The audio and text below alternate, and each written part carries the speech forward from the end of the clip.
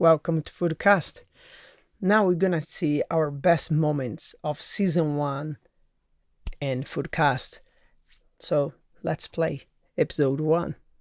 This is the introduction of our podcast.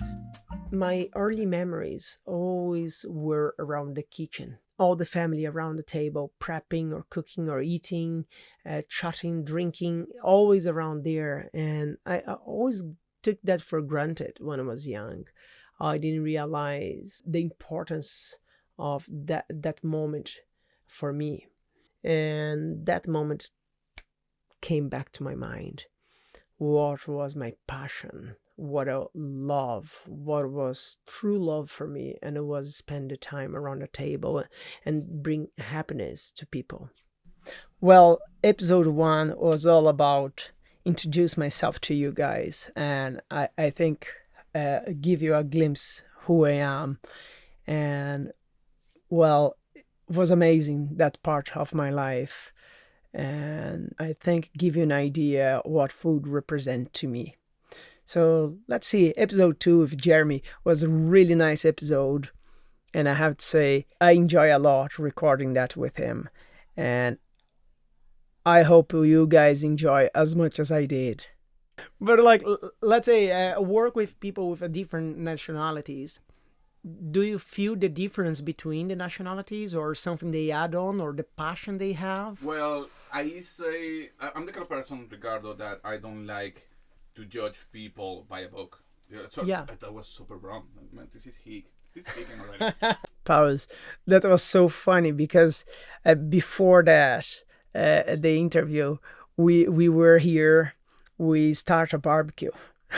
We just light up the barbecue, and as heating up the coal and live there, we had a few drinks and chat before that, and it was really funny. And when you come to record, I had to say was fun. Let's play again. You should not judge a book by its By the cover, right? yeah. There's many people that comes, and I hate when people say it's like, oh, the Polish people, oh, the Brazilians, oh, the Latinos, you know? Yeah. Oh, you're Colombian, oh, drugs. Or you're Venezuela, oh, drugs. You know what I mean? Yeah. I think there's good people and bad people everywhere. Yeah. What I have learned, a lot of bad words in different languages. That's a good one. Pause. Yes, that's a very good one. When you work in the kitchen, a multicultural environment, yes, first thing you're gonna learn is cursing words and keywords, actually, to play around with people. So that was a really nice episode. This part was really cool. So let's go now. Episode 3. The pizza is not Italian at all, because they got the No, I'm not Italiano. I can say that. But if you see, is the base of the pizza, the dough, they come from Middle East. They Right. import that to Italy to finish with the famine there. And then after that, even after the Roman Empire started to collapse, they import the tomato and they start to grow tomatoes, and they start to spread on top of the pizza. And then the cheese came just after that. So it's an evolution. It's an evolution. It's the same with the arepa. Pause. From the beginning, I can say, Ireland. In Ireland, I fell in love with the people in Ireland. They remind me of a lot of us Brazilians. Well, I have to say my passion for the Irish people is huge. I love the people here. I love the country. And the way they embrace the nationalities, the people are, it is something you can't describe. You need to be here and meet the Irish people and come in the country and understand what I'm trying to say, and I guarantee you're gonna love it. So let's go for next episode, talking with Gary. So now, if you need to choose between corporate catering and a la carte, which one is your heart? I would choose the a la carte catering, but with the corporate hours. That's me. Well, he says something here is true. It is amazing to work in the a la carte world. The I don't know how to explain. Is such a joy to work.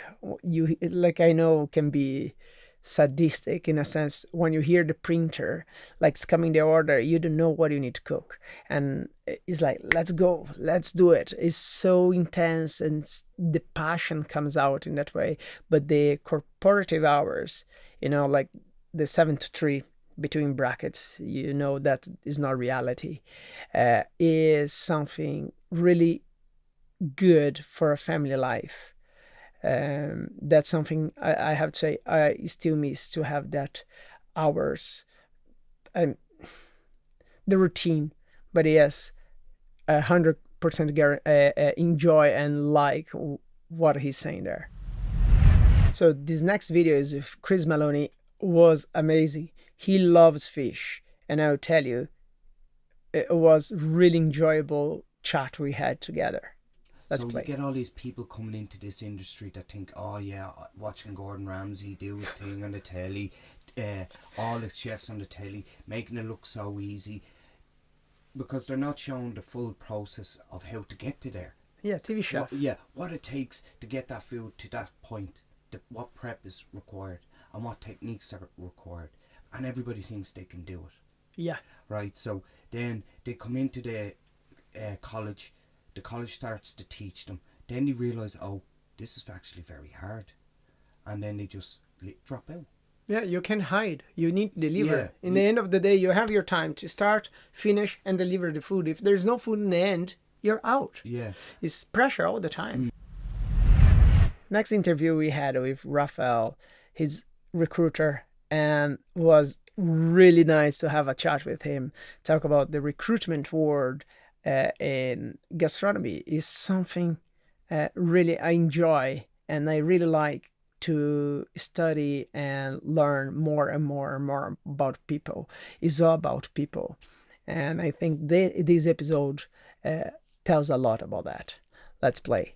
So it's hard to put a price on a job. Okay, what I do understand and I do appreciate is chefing is a very hard job. Chefing is hard, is hardcore, is a lot of pressure, and it is hard work. So do I think that chefs are underpaid? I don't know, I'm not too sure. But do I think that chefs work very hard for the money? Yes, they do. Oh yeah. And sometimes, you've seen that and you know that yourself. And I'm not talking as a recruiter, I'm just, coming from the industry. I seen people, and even myself, I was working 80 hours a week. Was I get paid enough? So, it depends. It depends which shoes you are in and where you're looking at. So, it's very tricky to put a price in a head. I had to agree with Rafael here.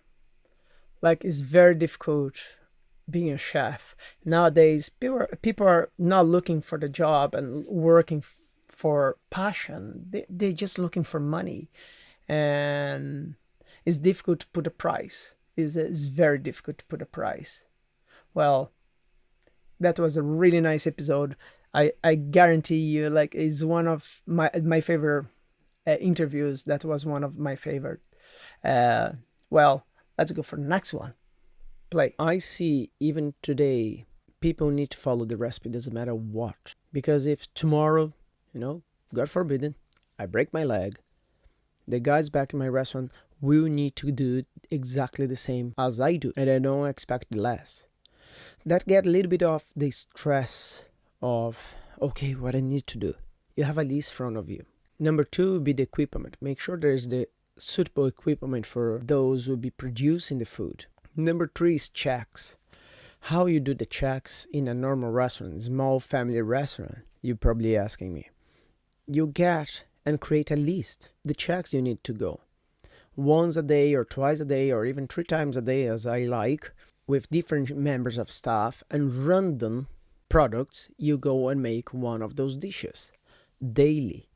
So don't need to be the head chef or sous chef, whatever. You can ask for the manager. Just send a ticket in some stage of the day, randomly, and then just eat and see consistency and make the checks. And you say, "Oh, come on, get over. Don't need to do that." You see, yeah, but we can't get in a loop, and then we stop to see it, and then we start to asking why that customer didn't come back, why our numbers are dropping. Well, this episode was very good to show and open our eyes how the world works out there, and it's something I really like. This kind of episode, I explain a little bit about the word, gastronomy word. I think it's very nice, and I really enjoy to do those videos. Let's play. Next one is Matthew, straight from Hawaii. Was a really enjoyable chat with him to give his perspective about Thanksgiving. Something I'm already seeing as a change in a trend is the plant-based movement. And like in the restaurants I run, I know like in the beginning 2000s were the vegetarians. Now are the vegans, the new vegetarian, let's say. And the meats as well, like bigger the better. So I remember I used to have like 12 ounces ribeye. You would have your 16, 18 ounces T-bone. Like if you put that as a special today, you're gonna sell 5 or 6 in the night. That's it. Like 10 years ago, you would sell all night long. So the steaks nowadays, we are reducing the sizes. I think we are driving more to not a fully plant-based diet, but I'm seeing the new trend going close to a Japanese diet, where the meat is literally the cherry in the cake, something small that will just bring your palate together, and the sides need to become the stars. And the challenge for now and for us in our trade is how we gonna get chefs qualified to do this job. And for me, I think is the most challenging part would be that. Pause. Yeah, now this episode for me was very touching, and it represented a lot of chefs and the passion of a chef. Exactly what we had with Lucas was such a nice episode, talking about bread and his upbringing as a chef, where he grew up, the story behind him to where he is today is something really touching me, and it was really nice to hear and see the passion he has as a chef and as a baker. Play. Did you feel difference between the pandemic before and after for people looking for bread? I would say that yes, the awareness is growing, but I think it's not just with the bread. It's about food industry and our health, and as we live longer and as we're trying to get healthier, yeah, people actually realizing that it comes in pair with what you eat with your food. So maybe pandemic had its part in it, but I think it's a process which just keeps happening. Well, this episode's another good example of my monologues, let's say like that, and show the insecurities of the chefs. And I think it's something very important to say, what the chefs feel, what their feelings. And that's what I want to hear from you guys, and listen more from the chefs and bring to the show, and make sure we share those let's say insecurities for everyone, and make sure people know what actually happened behind the scenes. Let's play. Lots of chefs, they have insecurity, and they think they're not good. They think they're missing something or whatever. They hide some sort of insecurity, and that's the part we need to work a lot. It's okay to be insecure. It's okay to be afraid of something, but the first step is the most important. You need to focus on that. Day in, day out. When you're working, make sure you're there and you focus on what you have to do. And I have to tell you, like, I got where I am because I had to focus in my job. I was the first in, the last out, not because I was slow. I was the first in, the last out, because I want to make sure I don't need to run after my tail. And the last out because I want to make sure I do more in the follow day. And you ask me how you do more. So that was just a tip and a part of a couple of videos of the season 1 of Foodcast. I hope you guys enjoyed. There is more videos there, more people we didn't put here, more episodes. So just check it out, listen through it, send your comments, your suggestions, what you want to hear more in Foodcast. So that was just the first season of Foodcast. Let's see how we're gonna evolve for season 2. We have loads of new features coming for season 2. I think you guys will enjoy, and I hope you guys will have a really nice journey following us in the Foodcast.